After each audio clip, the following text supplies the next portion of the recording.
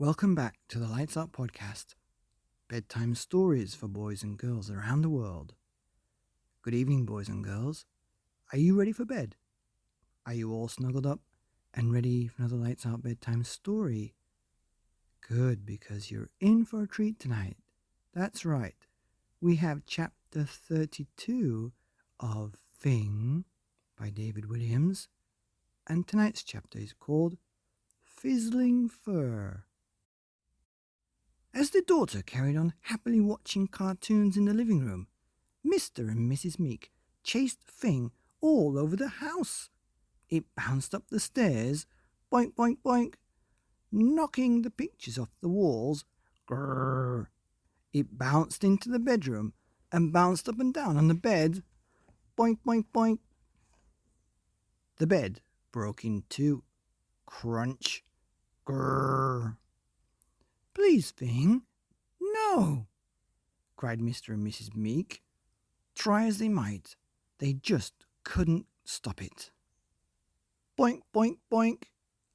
Next, it bounded into the bathroom and bounced up and down on the loo. Boink, boink, boink.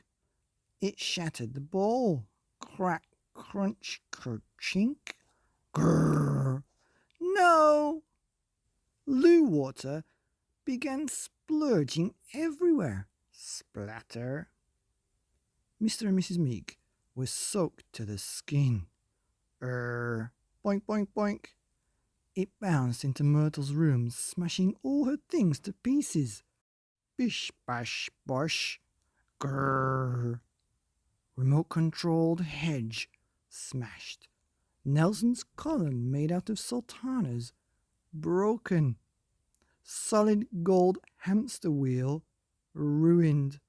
Giant inflatable walnut burst. Wombat juicer destroyed. "Fing, stop! We beseech you!" shouted Mother. Grrr. Having nothing left to destroy on the top floor, Fing bounced back down the stairs. Boink, boink, boink.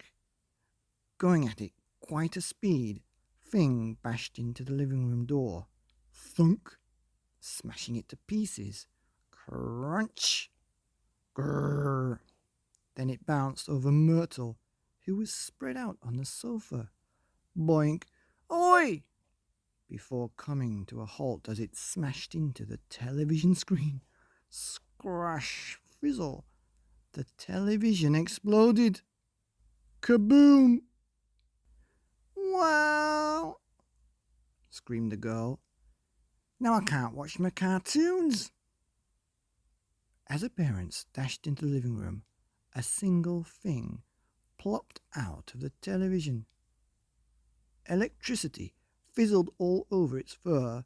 Fizzle, fazzle, fuzzle. "Get that Fing out of here," ordered Myrtle. To add emphasis to her rage, the girl stamped her feet. Stomp, stomp, stomp. With the creature stunned, Mr. and Mrs. Meek seized their chance. "Now," ordered Mother. The pair pounced on it. They rolled Fing into the garden. With all their might, they squashed it through the shed door and locked it. Clonk. Together, they held hands and skipped back into the house.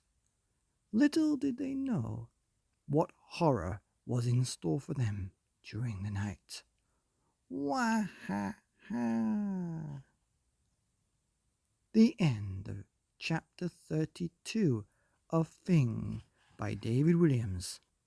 Fizzling Fur. Here on the Lights Out podcast. Bedtime stories for boys and girls around the world. Good night.